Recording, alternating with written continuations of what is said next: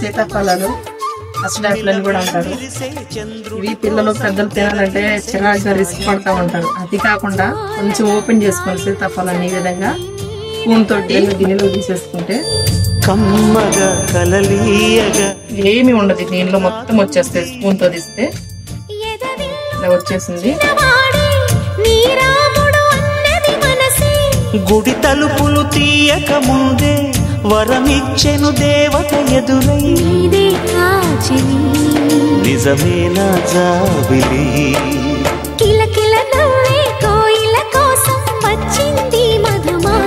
ఏమీ లేదు, దీనిలో మొత్తం వచ్చేస్తుంది. గుజ్జు అంటే ఏమి లేదు. ఇప్పుడు మనము చిన్నపిల్లలకు కానీ మనం కానీ ఇంత ఈజీగా తినొచ్చు అంటే స్పూన్ తోటి